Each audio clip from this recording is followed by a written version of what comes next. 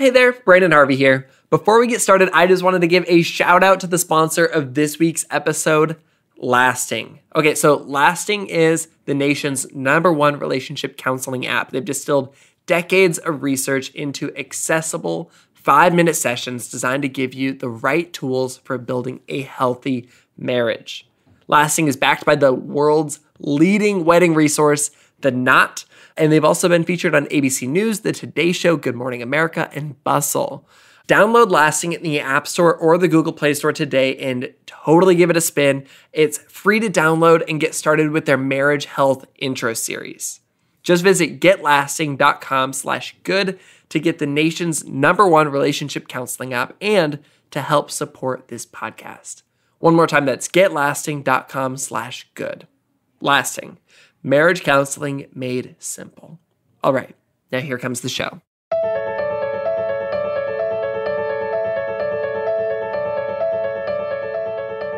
The internet is an incredible thing.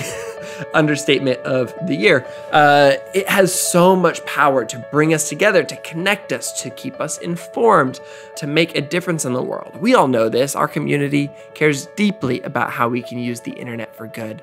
But I don't think that there's anybody out there who would argue that it has no downsides. Obviously, there are significant problems with the way that the internet and technology are impacting so many people. I think about headlines like this one from Forbes that says, "Chronic loneliness is a modern day epidemic." Or this one from the Washington Post that says, "Is the internet giving us all ADHD?" And even this one from CNN that says, "Instagram is named the worst social media app for young people's mental health." These all make sense to me. I think that we've all, to some degree, experienced a sense of anxiety or feeling overwhelmed by, technology and the internet.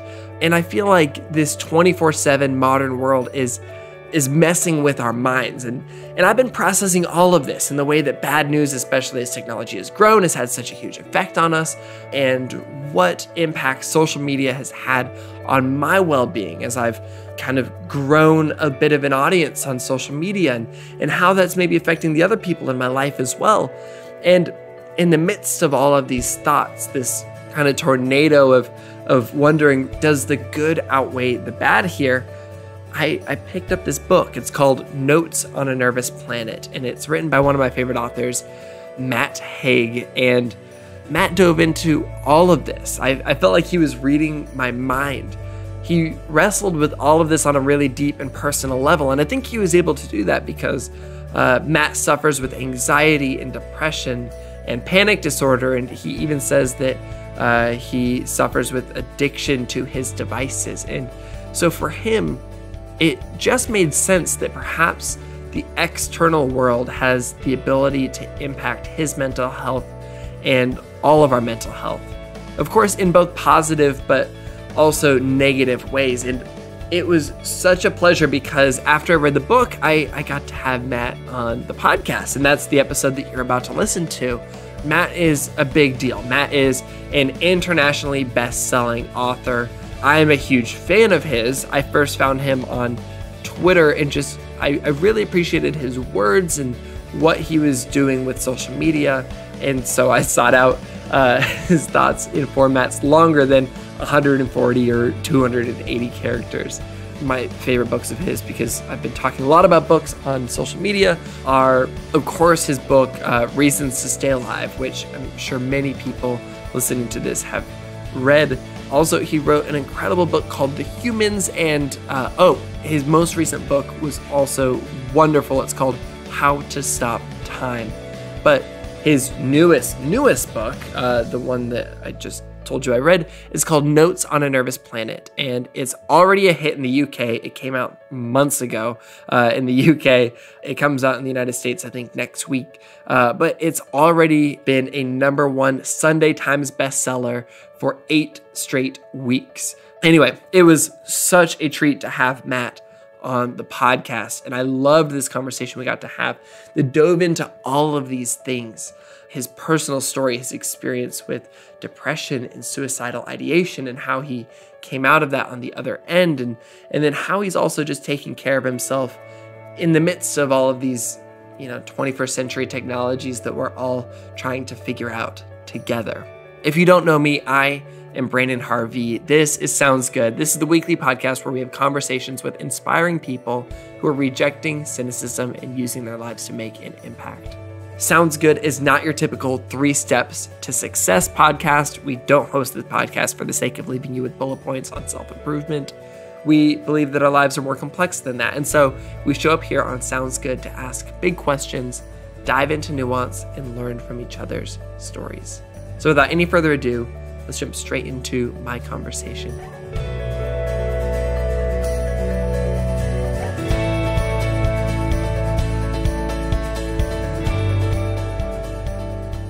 Okay, so Matt, you have quickly become one of my absolute favorite authors. I think that I started by following you on Twitter and was like, I like this guy. I feel like we get along. I'm going to read some of his books. And so I started off with The Humans and then loved it and really quickly read maybe 4 more of your books within a few months.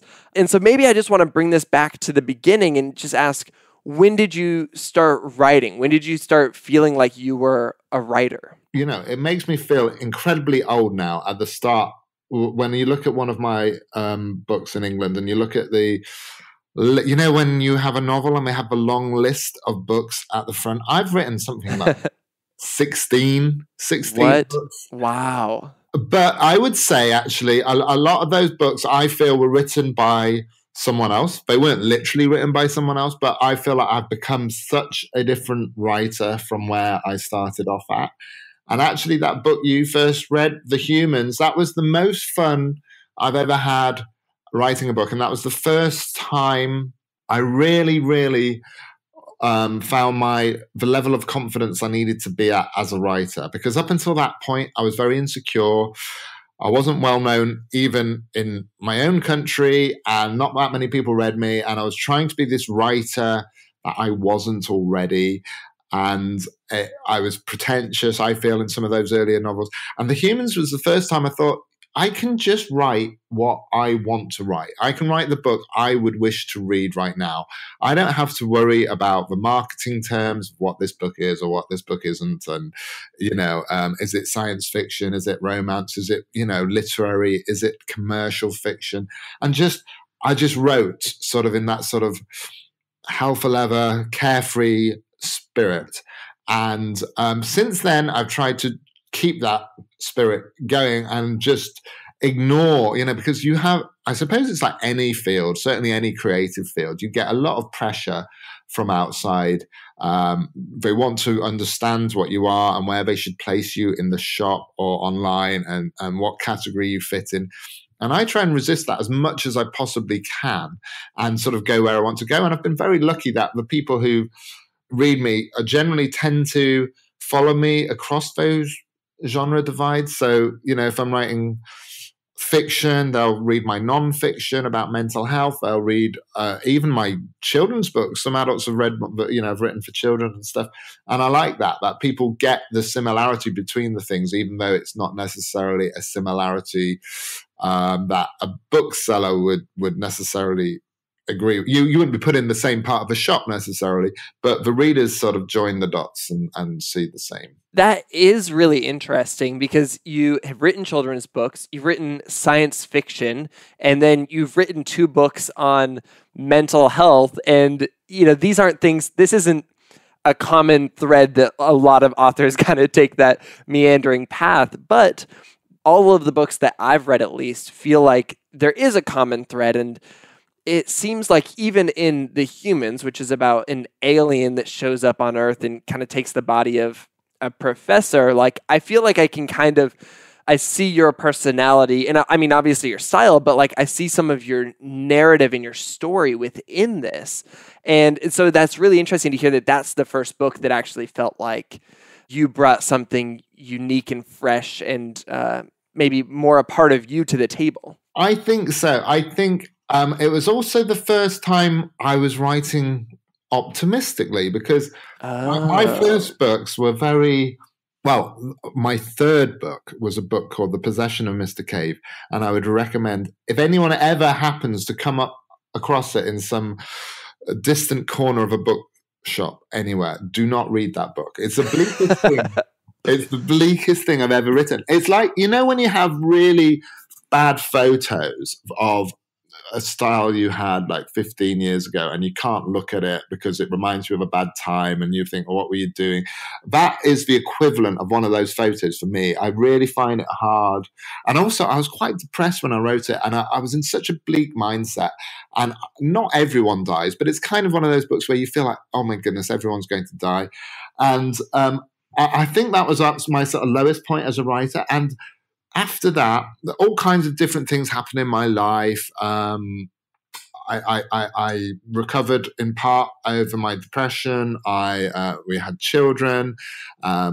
Various other moments in my life happened, and it sort of changed me. It thought that if I'm going to create something, if I'm going to actually be self-indulgent enough to put something out into the world, there's not a shortage of books. If you're a writer and you're writing a book and wanting it to be published, you're not fulfilling a fundamental need. There's enough good stuff out there to last us all a lifetime. So I feel like if you're sort of self-indulgent enough to put a book out there, make it have something useful in it or positive in it, or try and find some hope.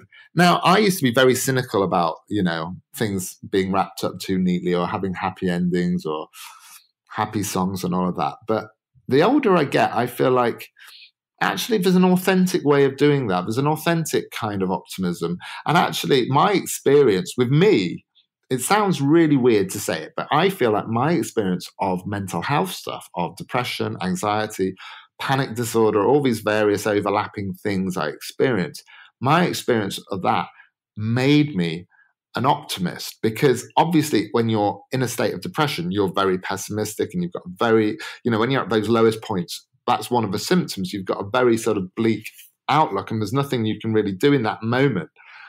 But when you sort of recover from that, you realize so much of that stuff in your head was false. And so many of those fears of high anxiety and stuff were false. And optimism would have actually been a more rational standpoint. And yeah, obviously, any life has bad stuff happen in it. But that view where literally the worst case scenario in every situation is going to happen, that's so wrong. So I actually felt like it would be useful to actually go to these bad places, go to miserable situations, and then within that, find the hope, find the authentic bit of light in the dark around it. And I feel that tends to be my approach now, to sort of take someone, often quite a miserable character or someone who's in a difficult situation, but then the point of the story, the point of the book will be to try and find the hope inside that.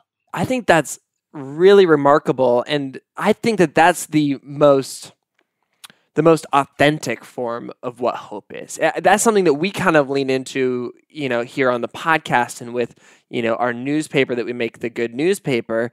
It's largely inspired by this quote from Fred Rogers, where he says, "When I was a boy and I would see scary things in the news, my mother would say to me, 'Look for the helpers. You'll always find people who are helping.'" He's not saying like when everything is great, everything is grand, look for the helpers, they'll be all around. Like that feels meaningless and unimportant. But for some reason, in the midst of the heartbreak and the pain and the suffering and a dark place, it's so much more meaningful to find the helpers there or to find the hope there. And so I like that as a prompt for you to lean into, of saying, okay, let's find a dark situation and then find the hope within that for these characters. Yeah, absolutely. And I think that's quite comforting for people, because obviously if you're in a bit of a bad place or you're having a tough time yourself, you don't necessarily want total unicorns and rainbows and everything is perfect all of the time and happy people. You want to see people who are having challenges in their life, but you want to feel some kind of resilience or some kind of authentic optimism within that. I think that's the nourishing thing for me. I was so scared when I was ill of reading about depression, because I thought, oh my goodness, anything I read is going to make me feel worse and all of this. And then I wrote this book about my own experience of depression called Reasons to Stay Alive. And I set myself the challenge of trying to write about depression in a way that wasn't depressing, to write about something that's horrible that doesn't make you feel horrible. And, I'm not saying I 100% did that for everybody, but my reader was me at 24 when I could hardly read anything, let alone about mental health. And to actually see if there was some way of putting words in that person's head that would give them the tools they needed to not miraculously get better overnight, but to actually believe that there is a different future waiting for them, that they would become someone else, and that someone else would be feeling very differently about life than that 24-year-old. I would say that you did accomplish that. I feel like that was the impression that I got from the book. And it's really fascinating the way that you approached it, because it starts off with this first chapter where you're literally on a cliff's edge in a villa in a beautiful place in Europe, and you are incredibly ill, and it basically follows you through the process of healing and growing and getting better. But it's not that it happens overnight, and it's not that it's a clear narrative structure, because obviously it's a lifelong battle and a series of choices. But you did such an incredible job of sharing your very lowest moment and helping people realize that their lowest moment will literally be their lowest moment, and there will be higher moments beyond that. And I think that you handled that really remarkably. And maybe you could even just share a little bit of that story of what it was like being at that low moment in that villa, and kind of those first few days of kind of finding healing and hope and kind of backing away from that ledge. Okay, well, I was 24 years old, and at the age of 24, people age differently, in their younger years, and I was still at 24 not one of those people who knew that what they wanted to do in life. I was a bit of a, we would say, a bit of a waster. I was sort of floating around, not really landing and not knowing what to do. Me and my girlfriend, Andrea, had gone to Spain for the last 3 summers. We were working for a bar and nightclub and hotel over there. And I was someone who was sort of escaping to alcohol a lot, go out partying, not living a very particularly healthy life during the summers. But on that 3rd summer, we were sort of getting our act together. It felt like we were getting our act together. We weren't going out all the time. We were living in this very nice villa with boss, basically, who was hardly ever there. So it effectively felt like we were having this very nice, very quiet villa to ourselves in Ibiza. And it was 2 weeks before I was due to go back to London to work, or at least try and get jobs and face up to adulthood. And that was preying on my mind. And then but I wasn't really feeling depressed. I never saw myself in those terms. I didn't know much about depression. I think, when I've looked back with hindsight, there were all kinds of things going on, but I noticed none of that until one morning. I was relatively healthy for how I was then. I'd been for a run that morning, hadn't smoked any cigarettes, hadn't drank any alcohol. And then at 11 in the morning, I just started to feel really, really strange. I had this sensation in the back of my head. I thought I was about to die. Then I had lots of other very physical sensations. So I thought this was something physical that was happening to me. And it was a panic attack. But I didn't realize this was a panic attack, because my idea of a panic attack was something you'd get in a supermarket, and then you'd walk out or breathe into a brown paper bag, and 10 minutes later, you're better. This was a sort of panic that just didn't end. This was like a full-blown breakdown. And I had no idea what was going on. And very quickly, the terror, because you're feeling symptoms of terror, and then on top of the symptoms of terror, you're terrified of those symptoms. So you're in this snowball, and it was horrendous for quite a long time, quite a few days and weeks. We were in another country, so we'd have to go to a Spanish medical center. I was prescribed some very strong doses of Valium, diazepam, which actually in that situation made me feel worse. I felt more out of control. So it felt like, we were trying things. It wasn't working. I didn't, people were saying, you don't look ill. And I thought, yeah, I don't look ill. So what, was I possessed by an alien? All kinds of weird things were going through my head. And I felt I just can't cope with this amount of stuff going on in my head.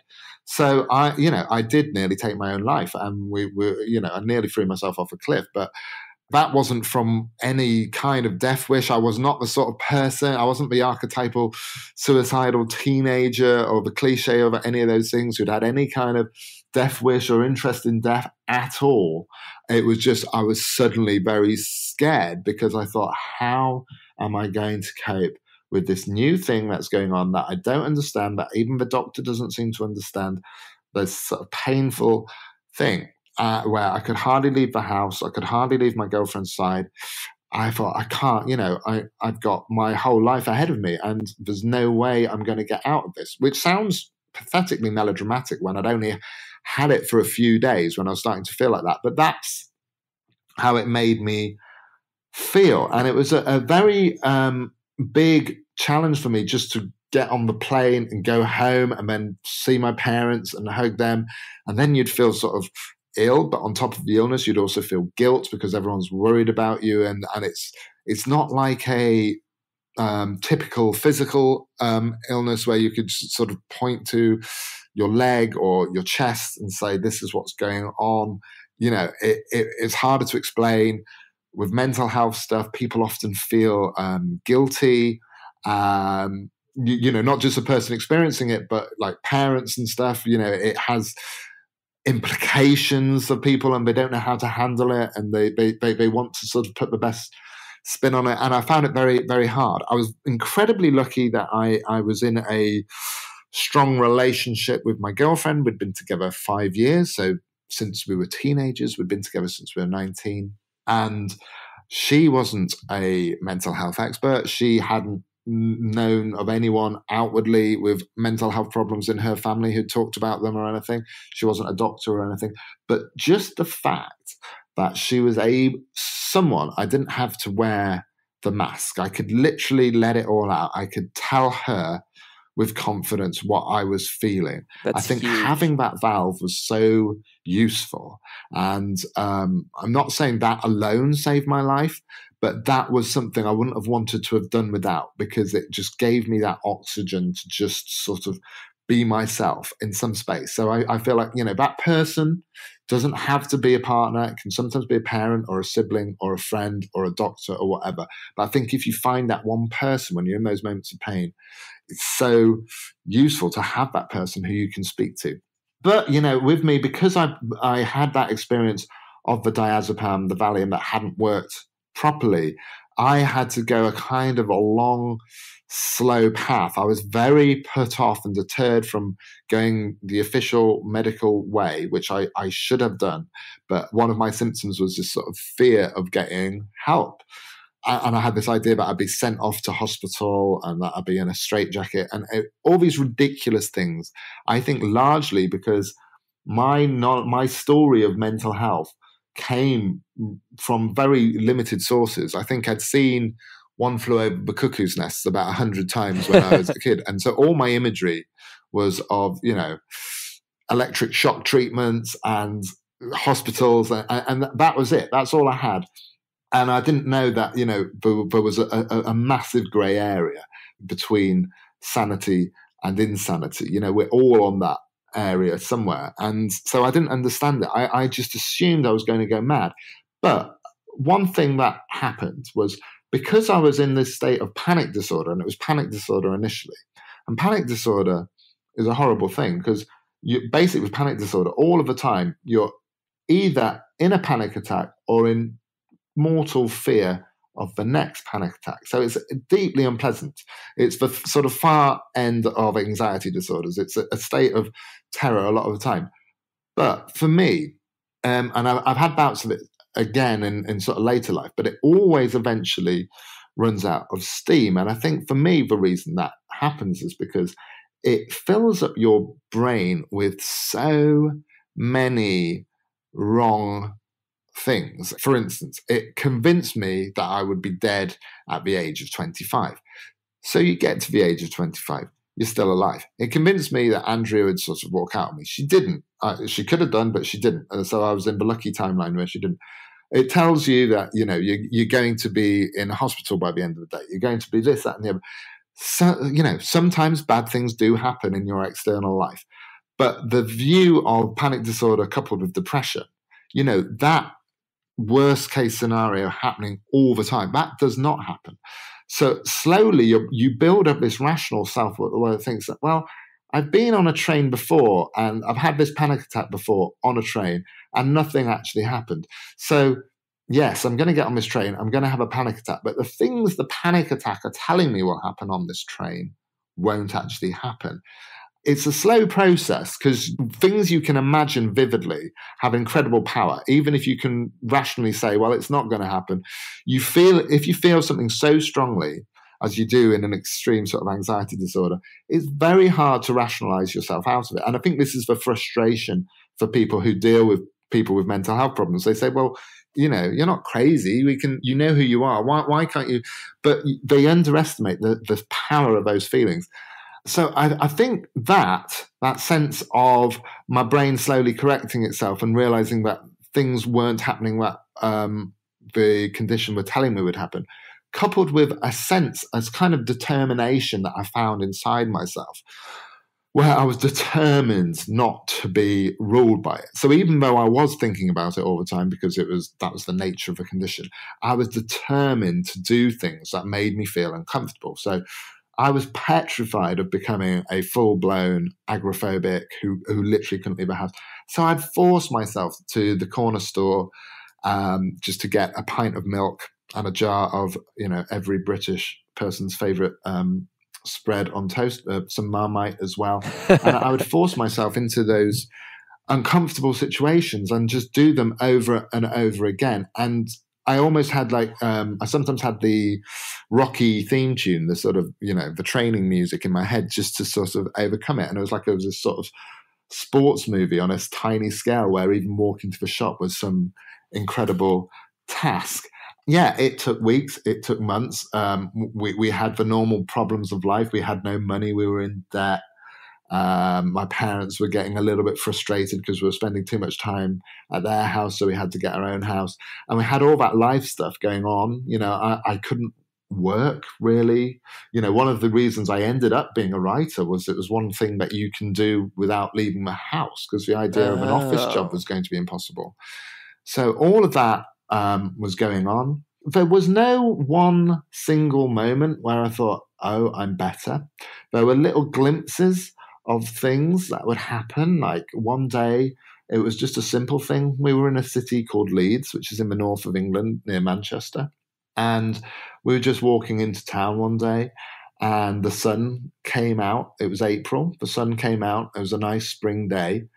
And there was a little moment with the sun out on my face where I was starting to think about work. I was starting to think about an email I had to send to somebody. And it wasn't a happy thought necessarily, but it was a thought that wasn't about being ill. And I'd just been so drowning in these thoughts of illness that I thought, I'm going to feel like this forever. I'm going to think of this forever.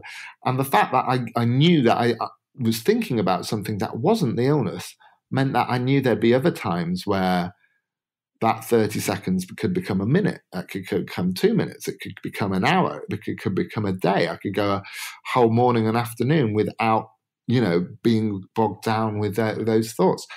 And that did eventually happen. There were dips and troughs and, peaks and troughs all the way through.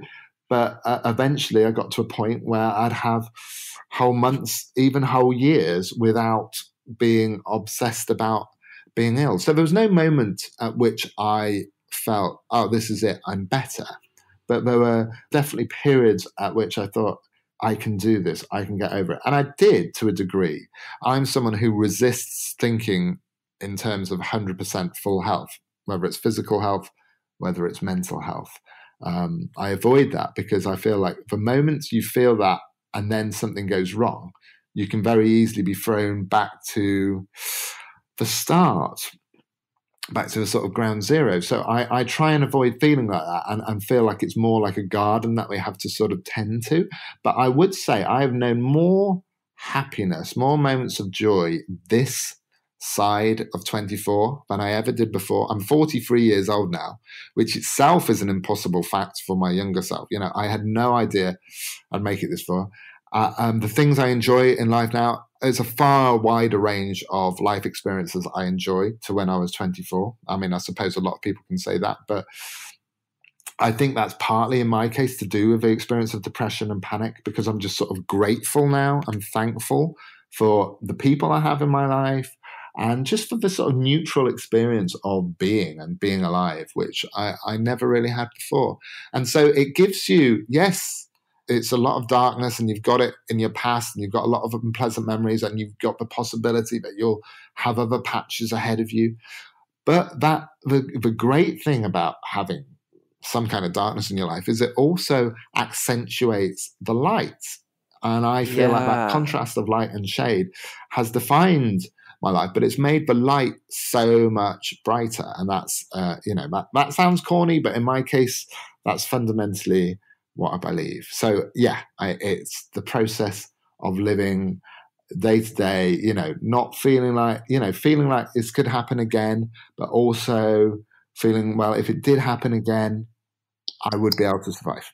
That book was called Reasons to Stay Alive. What would you say was one of the biggest, quote unquote, reasons to stay alive that you've seen resonate with your community? Like what's something that you've seen, be carried far and wide since this book came out and became a bestseller? Yeah, I mean, often, people think when you call a book Reasons to Stay Alive, that it'll necessarily be a list of lovely things like sunsets and ice cream and peanut butter and all of that. And I love all those things. And I love loads of stuff about life and music and art and books and all those things.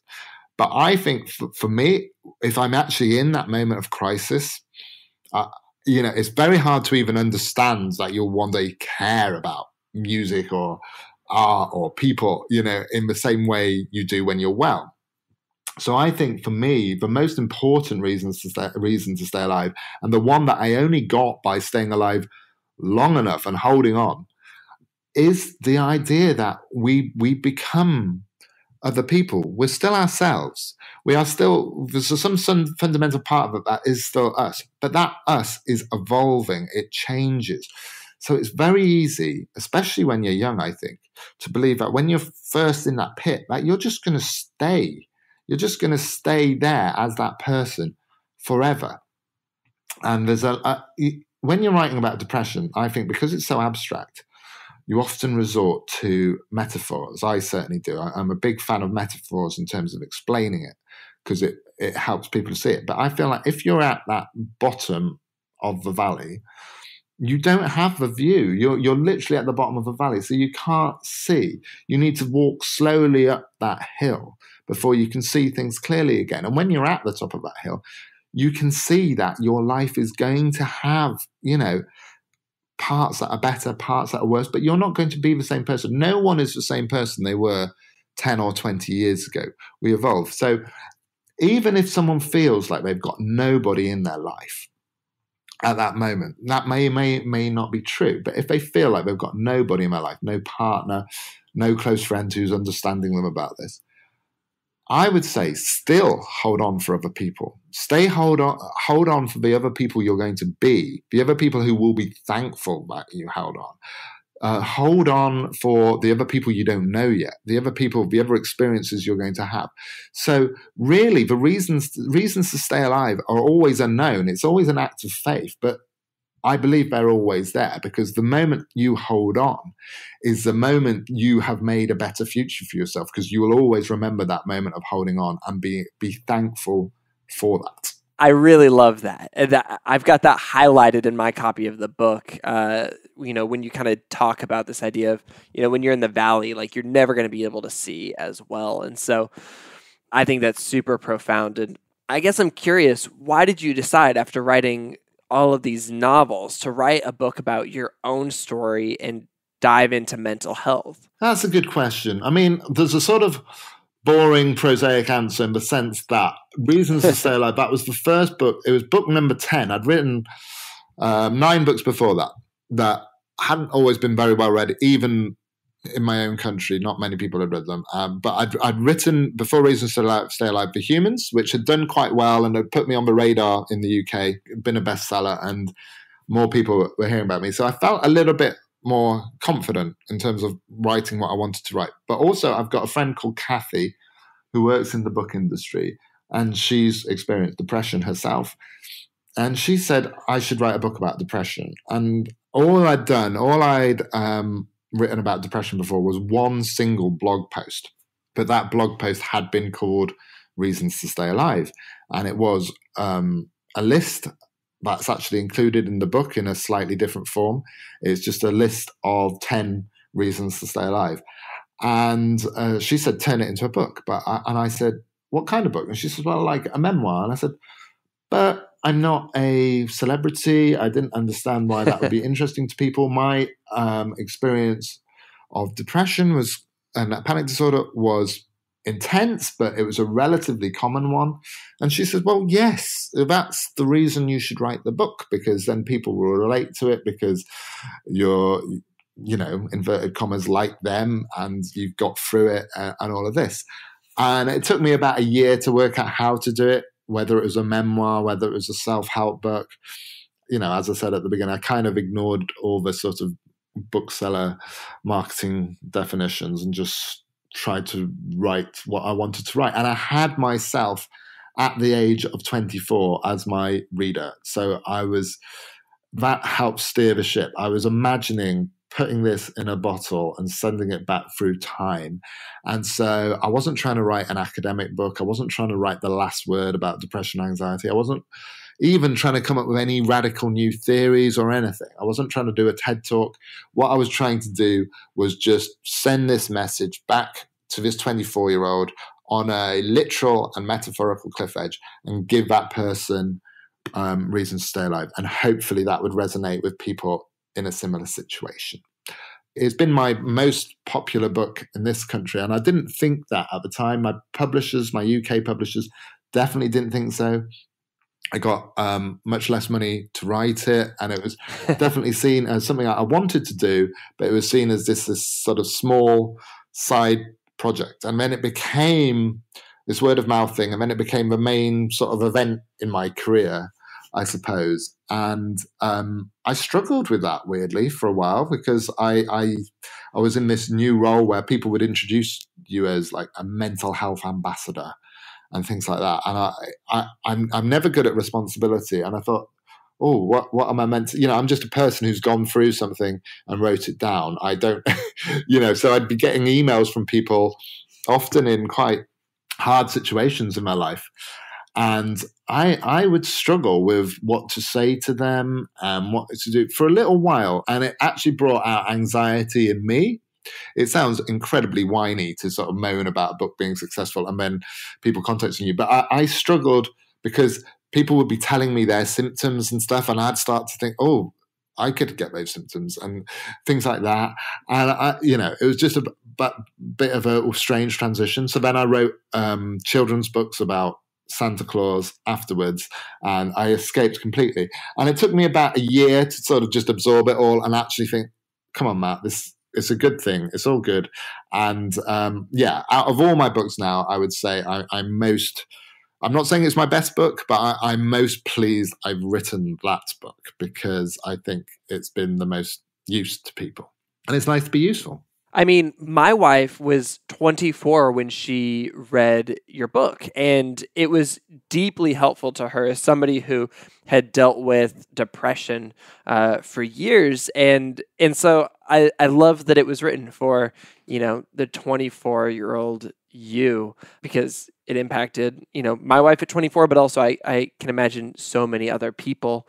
And I also want to talk about your new book, which, is you circling back into this idea of kind of mental health, but, in a little bit of a different way. It's called Notes on a Nervous Planet. And when I read that first chapter, that first section, it felt like a breath of fresh air. It felt I felt so known because I felt like this is something that, I don't know, something that just people were all collectively feeling, but I hadn't seen language for it. And the thing that especially connected with me, it was this idea that there's so much excess in the world, and that's a huge driving force for what's making us nervous. And I feel like I'm constantly thinking about the experiences I haven't had yet, even when I'm in the middle of having great experiences. Like last year, I went on an amazing vacation with my wife. It was something we dreamed about since before we were married. And while I was still there, I was dreaming up what our next vacation would be. Or like in 2018, I consumed 92 books, which, I mean, I feel like I probably crossed a line, but at the same time, I feel like I barely scratched the surface of the stories and the books and the information that I wanted to ingest. And so it's interesting because all of that gives me a sense of anxiety and nervousness. And I think that maybe collectively around the world, we're all kind of experiencing this. And so I don't know, I was so happy when I got to read this book. I guess I'm curious what the inspiration was behind this one. Like, why deciding to write this now? I just want to hear more. Well, as I say, it took some time for me to sort of process having written the first book. And I definitely didn't want to write Reasons to Stay Alive 2. Yes. And I didn't want to necessarily even write another mental health book until I had something to say and a reason to write it. I think I learned a lot in the sort of 4 years between those two books. And I started to see connections between how I'm feeling and how other people are feeling in terms of the wider world. And also it coincided with that sort of sea change that happened in 2015, 2016, 2017, where things radically seemed to change. They changed on your side of the Atlantic, they changed on our side of the Atlantic with things like Brexit. And there seemed to be this collective sense of anxiety that would be felt emanating from Twitter timelines. It seemed to be felt everywhere. And that was just symptomatic of a sort of general consumerist anxiety that you'd be fed through advertising. And it was something I touched on slightly. I was nearly getting there in Reasons to Stay Alive. There's a little chapter where I talk about how the world is kind of designed to depress us in many ways, because if we were happy, if we were complete, if we felt satisfied with what we had, why would we want to keep buying things? Why would we want to keep consuming things? And although that's a potentially depressing idea, that a lot of advertising, a lot of marketing and stuff is fundamentally bad for our health, and sometimes even consciously playing with our mental health, now that's kind of distressing and depressing. It's actually, there's a comfort I find with actually connecting your state of mind to external circumstances. For me, the most frightening thing, and one of the things that made me into that suicidal state, was I had no idea where this was coming from.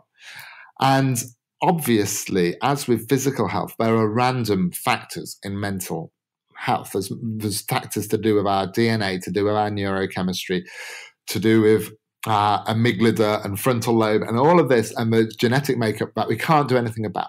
But as also with physical health, there are things that we can do things about, and there are things that we know are bad for us and know that are good for us.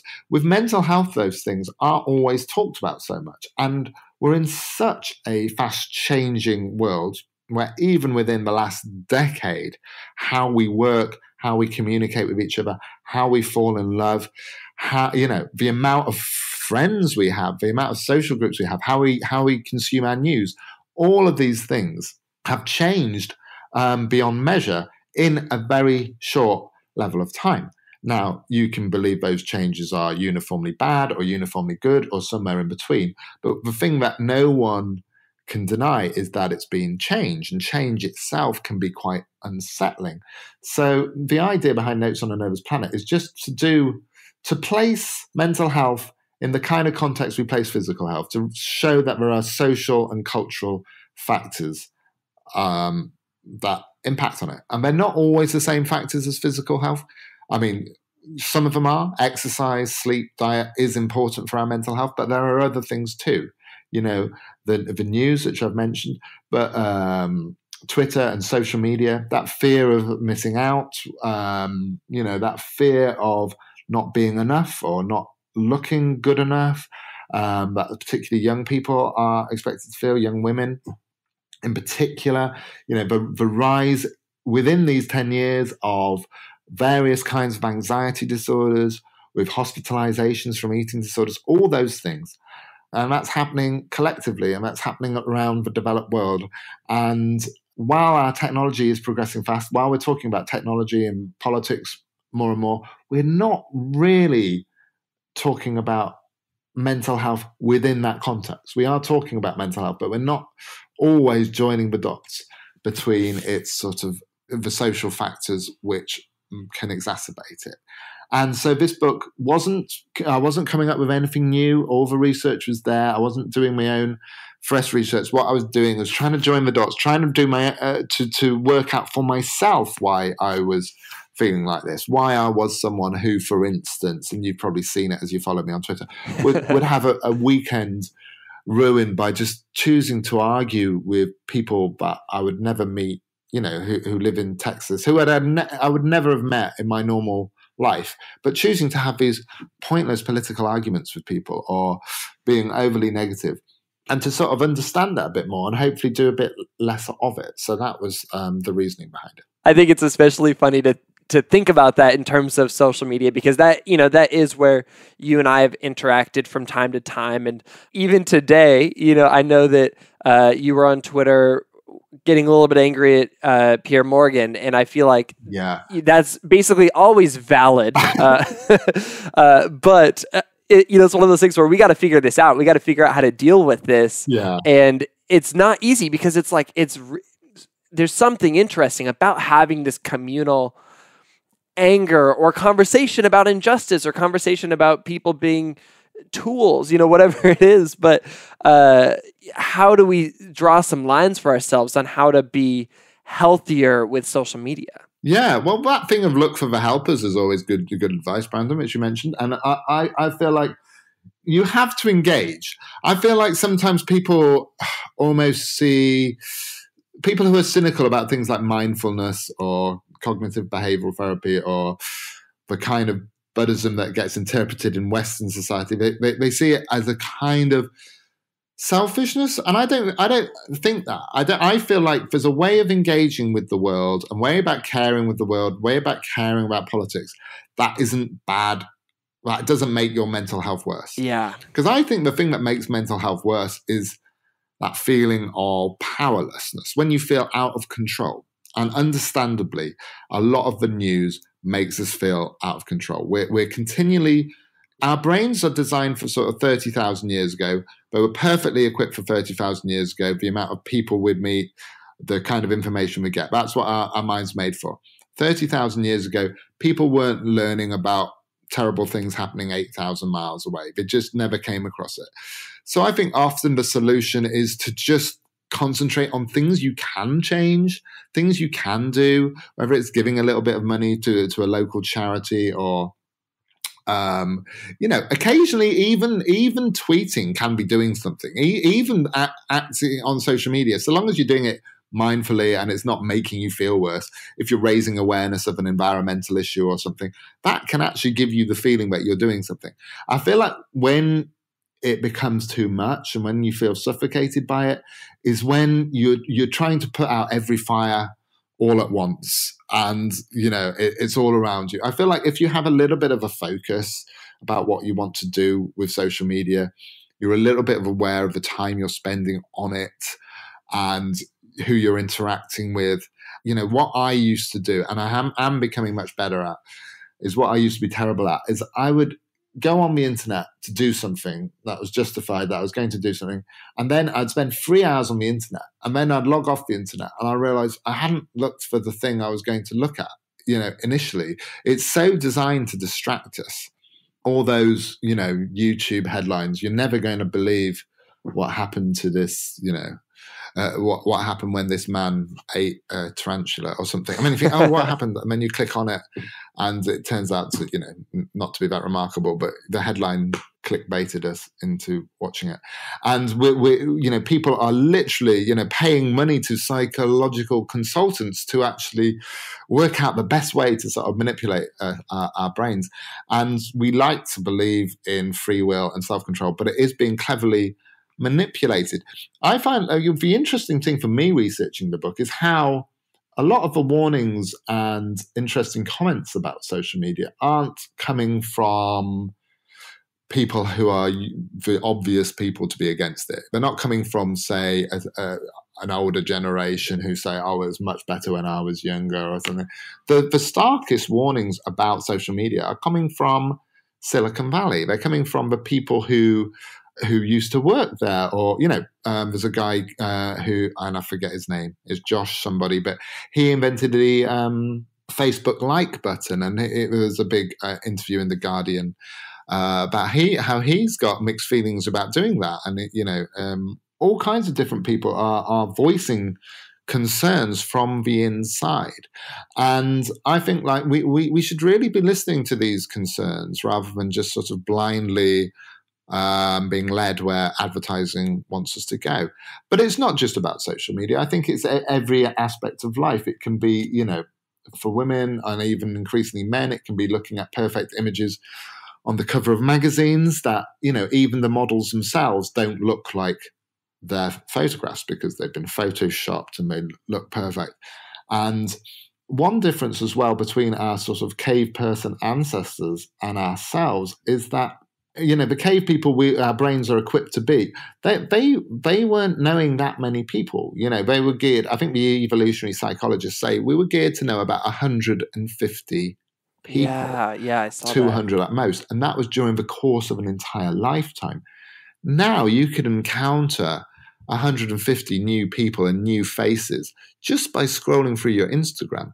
And of course, we're not just following random people. Yes, we'll be following a few real-time friends, but generally we're following quite remarkable people. People follow supermodels or professional sports people or film stars, in big social terms, abnormal people. Yet they're people that we follow and look up to, and it takes a kind of strong mind to not feel slightly worse about your own life if your brain is just surrounded by these apparently perfect looking people living these apparently perfect lives, which obviously probably isn't the case, but that's how we often are made to feel when we're looking at other people's social media profile. And also, it's not just that. I think sometimes even with ourselves, with the stuff that we post, whether it's on Instagram or Facebook or wherever, we notice a kind of gap between the online persona and ourselves. And it's kind of easy to fall through that sometimes, because sometimes you'll post a happy update and you won't necessarily be feeling that happy update as you're typing it, but you're posting it and wanting to feel it and not necessarily. So there's a kind of disconnect with that. If you spend too much time online, I feel that in itself can be a bit unhealthy too. One of the things I remember you mentioning about that in the book is that you have noticed that over time you spend more time with people on social media than in real life. And I know that that's been true for me, but that you intentionally decided to counteract that by at least once a week going out and spending time with people in real life. And, that's one of those things where that oftentimes has to be a choice. You have to say, I'm going to do this thing. And I think it's a very wise, smart idea, and it's something that I've started to try to implement as well, because it's so easy to just think that humans exist in this digital format. Yes. And also what's interesting is that I think it's UK research, but it probably applies to the US too, but they've done some research into loneliness. And actually, because we're in a kind of age of loneliness in some ways, but the loneliest generation in my country is the not millennials. It's the young millennials and the what they call Generation Z, as we say, Generation Z, who are the most connected. They're literally the most connected generation in history, and yet they are also scoring highest for their rates of loneliness. And so we're in this new age where loneliness isn't directly connected to being alone or not knowing people, because young people, they're out at college or university, they're very connected online, yet a lot of people are feeling alone. And I think we have got to sort of address that as a health concern, because that's going to have all kinds of mental health consequences. But to be a little bit positive about it, because people say, oh, it's going to get worse and worse. I think the reason to be positive about it is the people who are most aware of social media, say, as a potential health issue, of technology and smartphones as a potential issue, as advertising and body image and making those connections. All the people who are most in tune with that is the young people. That I think the solutions are going to come from the same people who right now having problems and health affected by it. I think they're also going to be the ones who are going to grow up, eventually, maybe even talking about it in the way we talk about fast food, where it's something that we can enjoy, but it's something we've got to be aware of can have health implications. Matt, I am loving all of this. I mean, my book is tattered with underlines and bookmarks and dog years, and there's so much more that I want to talk to you about. But I also know that you've got to go, and so people are obviously going to have to read this book. But I want to leave with a practical question. Going into this next week, people listen to this conversation, it resonates. They realize, okay, maybe I do live to some degree on a nervous planet and that's affecting me and making me nervous. How can we go out and practically push back against that nervousness, both in, our personal lives, but collectively in our greater communities? What are some practical things we can do to fight for a little bit more health and intentionality? I think on a personal level, it's just a simple thing of realizing that you're enough. I feel like we're encouraged not to feel enough. We're encouraged to feel less, for whatever it is. We're encouraged to feel like we need a certain body to walk on a beach. We have flaws on our face that need expensive solutions to correct. And to understand that we're enough, and to be as kind to ourselves as people were to a baby. No one looks at a newborn baby and sees a lack. No one thinks of all those things that they lack. Imagine if we could be as kind to ourselves as we are to the idea of a newborn human.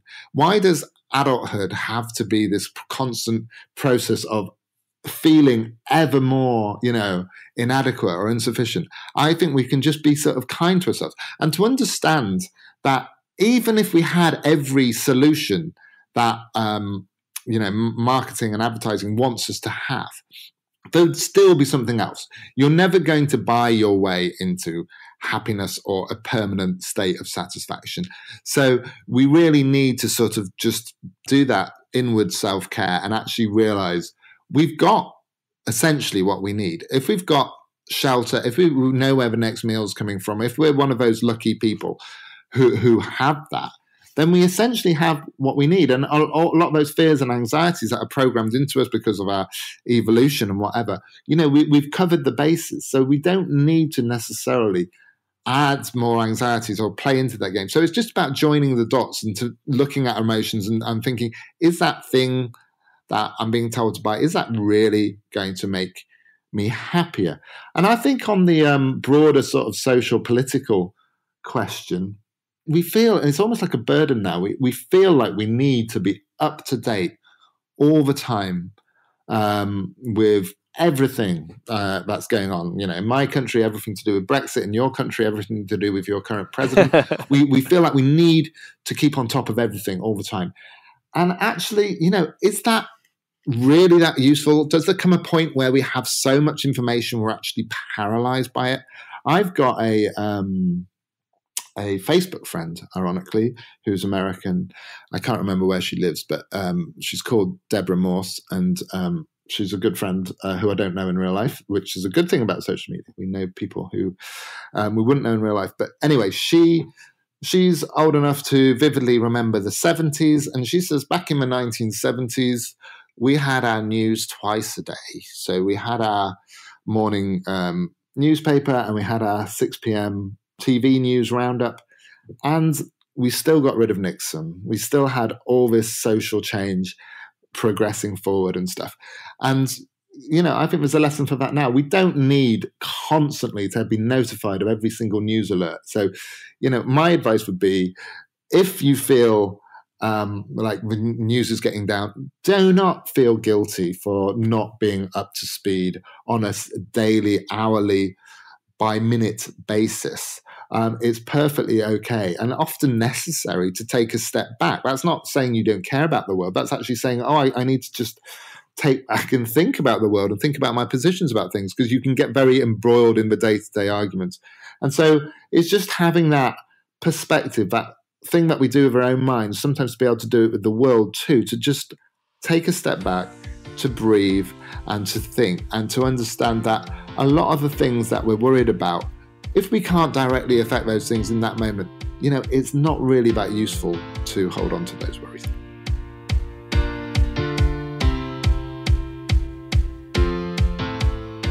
Like I said before, I am a huge fan of Matt, and it was such a treat to get to have this conversation with him.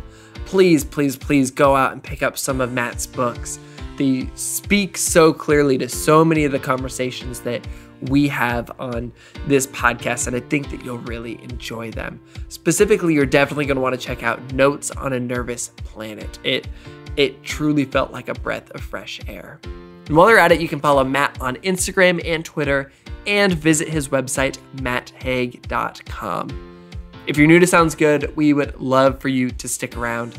If you enjoyed this conversation, you would also love our conversation with Jamie Twerkowski, the founder of To Write Love on Her Arms, and I believe he was actually the first person to introduce me to Matt and his work. You can find that episode and more than 100 other episodes by searching for Sounds Good wherever you listen to podcasts. Make sure that you hit subscribe to keep on getting more inspiring conversations with incredible people delivered straight to your phone while you sleep. And if you're a fan of the show, why don't you leave us a review? It takes a few seconds. Just search for Sounds Good in Apple Podcasts or wherever you listen to podcasts, and then just give a little review. Tell people what you like about the show. Share what your favorite episode is. It really helps people find the show. This podcast is created by me, Branden Harvey, as a part of Good, Good, Good, a community that believes in the power of celebrating good news and becoming good news. Chad Michael Snavely and the team at CM Studio edit and mix the show.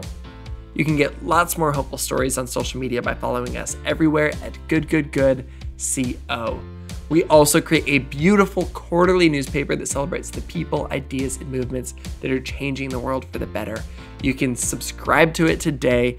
We've got a new issue coming out soon, so if you subscribe now, then you're gonna get issue 5, but also issue 6, and I cannot wait for you to experience it. You can check it out, and you can also see what else we do at Good, Good, Good by visiting goodgoodgood.co. And on that note, that is a wrap for this week's episode. Go out and do some good this week, and we'll be back next week with another inspiring story from an incredible person. Sound good?